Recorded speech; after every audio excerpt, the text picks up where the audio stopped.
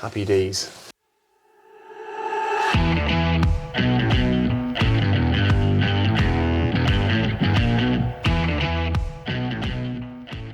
What's happening, everyone? Welcome back to the workshop. I hope you're all keeping well. Now I have a bit of a DIY video for you guys today. So I'm installing some coving in a bedroom in my house. So I thought I would show you guys some tricks, how to install it and how to cut perfect inside and outside 90s or mitres using this Coving. We're going to be doing it on a mitre saw, so it's going to be super quick, simple and easy. There's going to be no jigs, no guides, nothing like that. We'll set the mitre saw up once and we can chop all our corners. I'll show you just how quick and how easy this stuff is to install. So I'll show you the particular kit that I got, the type of stuff I'm using, and then we'll jump in. I'll show you how to install it and how to do all your cuts. Let's do it. Okay, let's have a quick look at the kit I bought. Now this particular kit comes with 2 packs of 6, a total of 12 lengths, they're 2 metre lengths in total. And this is by a company called Super Cove. Now I paid for this myself, this is not sponsored or anything like that. This is just stuff I bought myself. And the particular kit comes with the Coving adhesive and filler as well. So you get 4 tubes of that, which is more than enough to put up all 12 lengths. Now, it's the super lightweight stuff. So if you guys can see, it's just a kind of a foam and it's papered both sides. So it's nice and quick and easy to stick up. It's nice and lightweight, there's no weight in it at all. Not like the old kind of coving you used to get, which was made from plaster, which was quite heavy indeed. So this is very, very easy and quick to stick up and nice and easy to sand and paint and do all that stuff with it as well. So, like I said, in this video, I'm going to be showing you guys how we achieve our internal 90s and how we achieve our external 90s cutting this, because we can't just cut it at 45 anywhere we like. We have to set it up and cut it properly, otherwise our angles will not be correct. And it's super simple. So you can see on the pack here, I'll roll in a shot of this now. It shows you the 90-degree corner that you're going to be going into, and you measure out from your corner 83 millimeters top and bottom, and that would fix your piece perfectly in that 90-degree corner. And we're going to use those 2 measurements that happen to be on this now to set up our mitre saw, nice and quick and simple, and it'll be super easy to make all these cuts. So let's do it.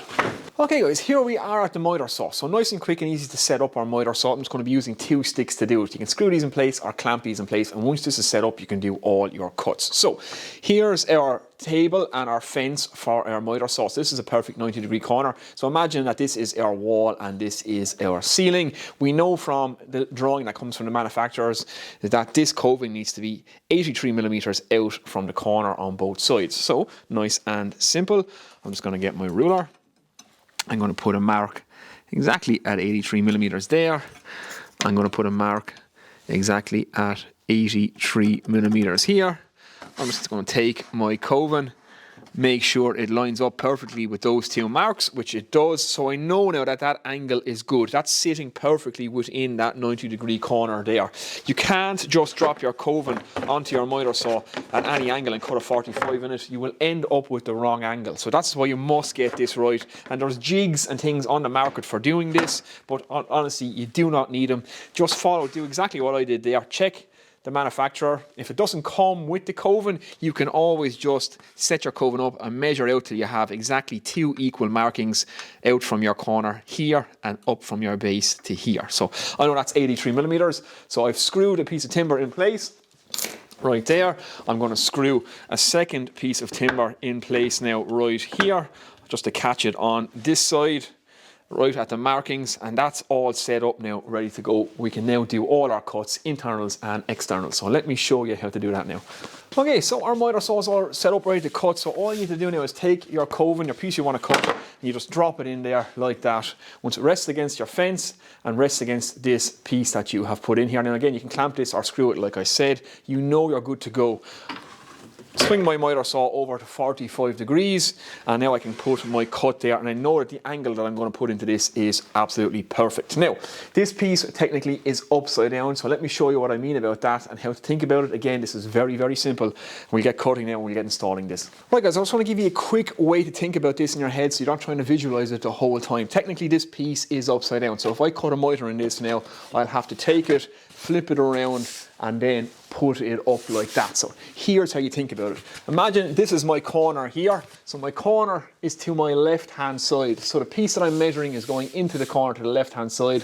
So that piece I put on the left-hand side of the miter saw. Likewise, if I want to go into this corner, I'm facing the wall, the corner is to my right, I put the piece in from the right-hand side of the miter saw and make the cut. So let's make our cut. So I'm after taking a measurement now. Let's say this is my wall here. My corner I'm going into is to my left. So I'm going to put my piece in from the left-hand side of the miter saw, bevel my miter saw left to 45 and make the cut. So let's make the cut.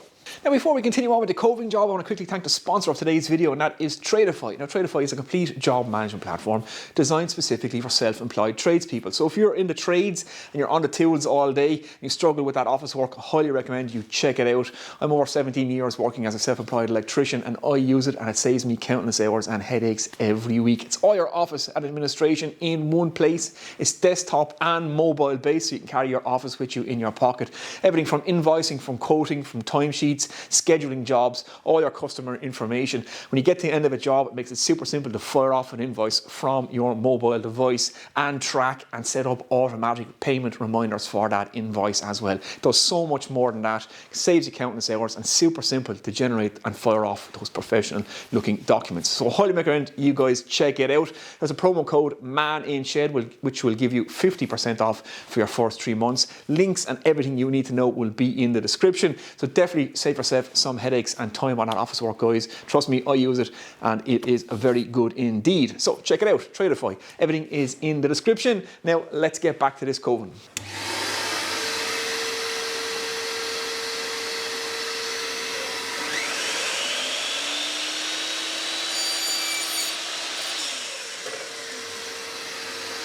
Okay, so there's our cut made. I'm just going to mark this piece number 1. I'm just going to square it off now. So again, this works perfectly for squaring anything off. And I'll cut the second piece now. We're going to come in from the right hand side, and you guys, I'll mark that number 2 and you guys will get to see it. So let's just do that.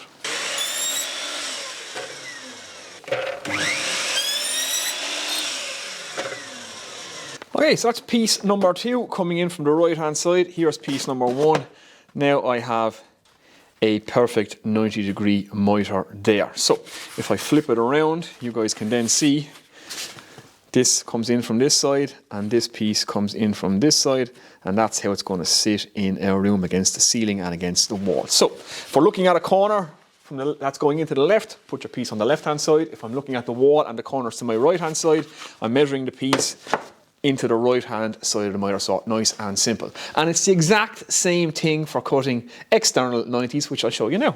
Okay guys, so when it comes to cutting external 90s, it couldn't be simpler. We can still use this exact same jig. All we gotta do is flip our piece over, let it sit in there. It will sit in itself naturally. Just make sure it's hitting our fence and that it's hitting our timber pieces that we've put in. There are measurements at exactly 83 millimeters. So again, all I gotta do for my externals is flip it over, let it sit against my fence and let it sit against this, and then we can cut our 45s exactly the same way. So coming in from the left hand side, I'm going to move my saw over to the left. Coming in from the right hand side, I'm going to bevel my saw or compound cut my saw over to the right hand side. So let me just cut 2 45s in this and I shall show you guys.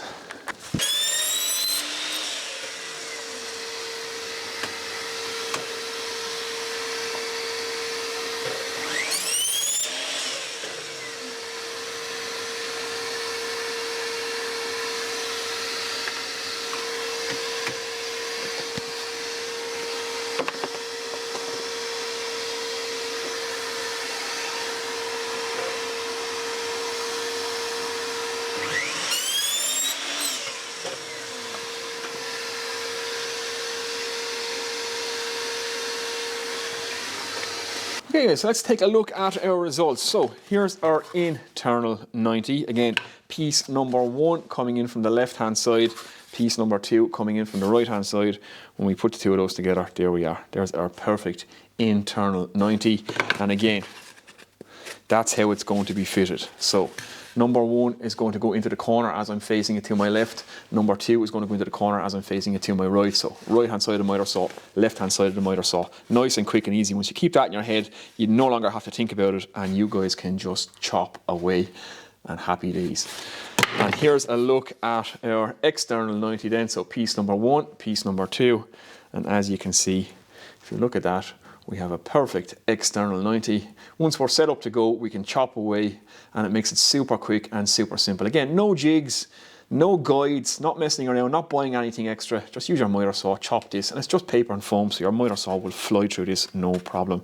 And again, how to think about the corner. If you are facing the wall and the corner is to your left, put this in from the left hand side of your miter saw. So it'll be going in like this, and I'll be chopping it that way. If my corner is to my right, then this comes in to the right hand side of my miter saw, and I will be chopping it this way. Nice and simple. And when you join your two pieces up, they go in just like that, the exact same thing. Perfect 90 degrees to go around an external 90 corner. So that's how we do all that. Now, installing this stuff is extremely simple. Let me show you how to install it. Okay guys, just before I go in, I'm going to make myself a little story stick, and this is going to make this exactly 83 millimeters. You'll see why this is quite handy now in a minute, rather than using our measuring tape and faffing about with that. We'll be able to use this just to put some nice quick and easy marks on the wall and on the ceiling. So exactly 83 millimeters. So that's the same measurement as we were using to cut our pieces. That's exactly how far out the end of our piece wants to be on the ceiling and on the wall. So I've squared off this end, so now that's perfectly square. There's my mark at 83 millimeters. So let's cut this, and we'll use this as a little story stick. Okay guys, here I am in the bedroom in question. I'm going to stick this up. Now, like I said, I'm facing the wall. This corner is to my left, so I'm going to cut my mitre. I'm going to put my piece in from the left hand side of the mitre saw. So see what I'm saying? I'm facing the wall, the corner is to my left. I'm facing the wall, the corner is to my right. So left and right hand side of the mitre saw. Now, the little story stick we made, so not using our measuring tape, I can just put that up against the ceiling and just draw a line every so often, just like that. And again, put it tight against the wall, and I can just mark the ceiling along like that as well. So nice, quick and simple. A little story block, that's all it is. You're not using your measuring tape all the time, and I can see my marks then, so I know that I have my coving sitting right into that 90-degree corner. So I have to do a cut now on this piece, and they're 2 meter lengths, so it's not long enough to reach that wall. So I'm going to have to join this length as well. Now, I'm not going to butt 2 straight pieces together. I'm going to put a mitre in the end of that, and I'll show you guys that as well. It's the quickest and easiest way to join it, and you get the neatest joint as well. And if your joints are not perfect, don't worry. A little bit of filler, a little bit of sanding, paint it up, nobody will ever know. So I've got to put a mitre in this. Let's do it. Okay, so we're back at the mitre saw. I'm cutting my first mitre to go into that corner. And again, like I said, I'm coming in from the left hand side, so my piece is in from the left hand side of my mitre. So I'm not going to say that anymore. Hopefully you guys have got it. So let's just cut our first mitre.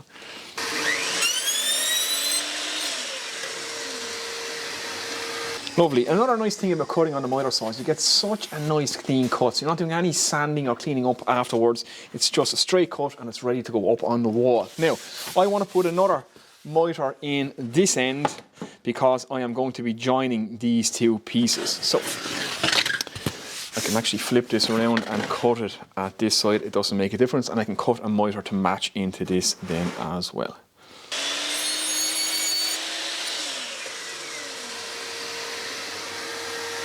Okay, so I've put a mitre in the opposite end, so this is going to be going up against my ceiling, and the piece that I'm going to join on to continue on is going to have a mitre in it as well, and that's just going to go back together just like that. And having that angled mitre, it just gives you a cleaner line rather than butting a straight flush cut together. It's always better when you're doing skirting or anything like that, boards, dado, that kind of stuff, is to put a 45 in it because it closes up much tighter, it's easier to fill, and it's just a better joint. It's easier to hide the actual joint in the coving. So let's get it up. Okay, back in the room, let's get our first piece set up. So I have the adhesive ready to go. Nice thing about this really light stuff as well, you're not mixing up any heavy adhesive, trying to stick a heavy plaster coving to the wall. So this stuff is pretty quick. Now you don't need much, just a light bead where it makes contact with the wall and where it makes contact with the ceiling. Just a bead down either side, and you can stick it up, and it's going to be going into the corner just like that. So let's get it up.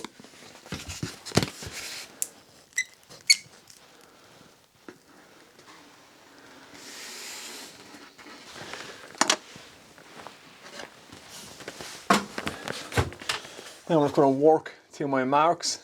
You can leave it a mil or two back out of the corner just so your two mitres close up. I can see my marks on the ceiling and on the wall.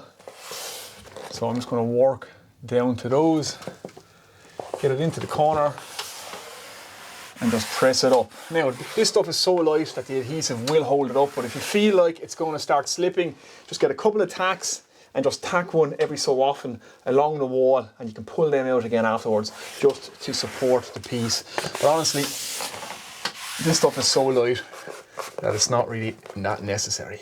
So there we go. Happy days. Any gaps we have, then we can take the adhesive and we can just fill it as we go. Now that's the first piece up. I'm going to go and cut the rest of this and start sticking it up. I'm not going to keep taking the camera in and out of the workshop. You guys have seen the gist of it now, and I'll just show you as it goes together. It's nice, quick and simple. Okay guys, there's our other piece, and it's just going to slot in right like that. Now, the walls are not perfectly square, but don't worry about that. There's a little gap here. Again, the 90s are perfect, but the walls, this house is over 100 years old or more. It's a little cottage, country cottage. Nothing is square in the house. So, but a little bit of filler in there, give that a rub, paint it up, and it'll never be seen. So I'm going to continue on now, guys, and stick this up nice and simple. Another thing I should point out as well, when you're measuring into your corner for your length of piece, make sure you're measuring to the furthest out point on your mitre. That's the measurement you're going to take from your corner back to the end of your piece, and line that up on your mitre saw so that you're cutting the furthest out corner. Don't make a mistake and cut back in here because you'll have a big gap. That makes sense. So there we go, nice and simple, just like that. Okay guys, I'm making my way around. It's turning out quite nice. Now there's a couple of things I want to show you guys as well. So one of them, I have to join a mitre here. So this piece wasn't long enough to continue on, so I'm going to be just joining a mitre there. So I'll just show you that. It's just a nice way to hide the joint, like I've said already. And I need to put a stop end on this piece as well. So it's going to look like that. So in order to put a stop end on, it's very, very simple. It's exactly the same way as I showed you to cut the external 90. All you need to do is make sure, if I can just hold this together now and show you this on camera, if the camera will focus on that and not on my face. Just make sure the width of the end of your piece is the same thickness as your coving here, if you guys can see that. So this line here will line up with the back of your coving. So cut this. Just chop it off, have a flush cut on this side, and cut this exactly like you would as if you were cutting the external 90. So I'll show you guys from the back so you can see it's the external 90 here, and that will work as a stop end. So if you have to stop your coving in the middle of a room and you need to blank off the end, that's exactly how you guys do it there. Is the camera focusing on that? Hopefully that's making sense. Now I'll go stick this up and I'll show you. Okay guys, hopefully you can see where I have you set up. It's quite tight in here. So here's my mitre piece. Here's another mitre piece. They're just straight mitres, and that's just going to overlap there like that. I can just fill that little line there. It's just much easier to hide that, sand it back, than it is a straight cut like I've explained already. And then I'm going to put in my stop piece here. So I have a trapdoor for an attic to contend with, so I'm just going to stop the cove on either side rather than trying to match it in or do something crazy with the diader that's already around that. So I'm just going to stop it either side. So nice and simple. So I'm just going to get this stuck up. Again, a damp cloth, always have that to hand when you're dealing with this filler. Very, very handy indeed. And another top tip, if you've not used stuff like this before, when you're finished and you release your hand off the trigger, always release the pressure back here, because this thing will continue to squirt even though you've released the pressure from the handle. So just a little top tip for you guys, because you can leave these things out of your hand and the stuff continues to fly out of them, which is a little bit annoying. So again, once you're done squeezing, go to the handle and just release the pressure at the back here.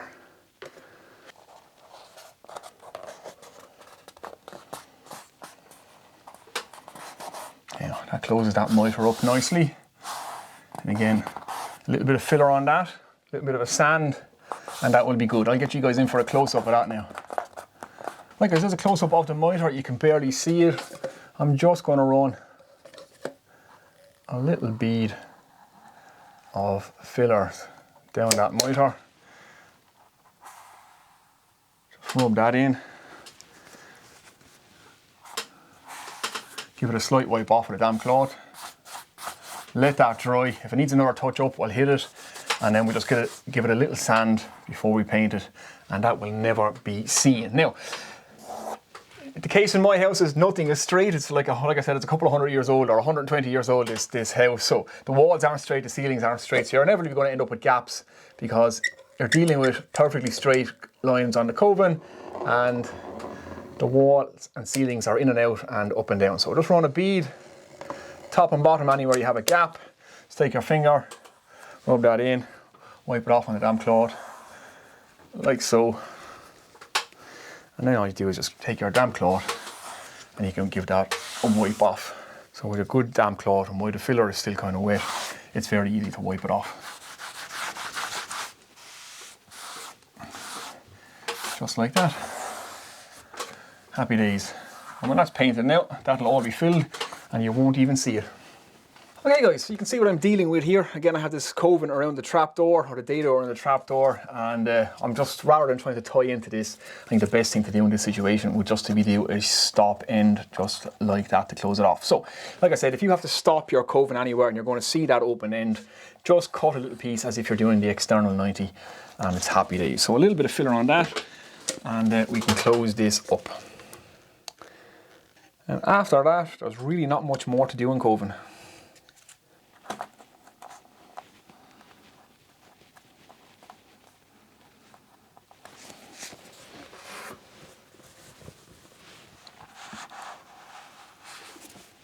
A little bead of fillers in there, fill up that gap here as well, and we should be good to go.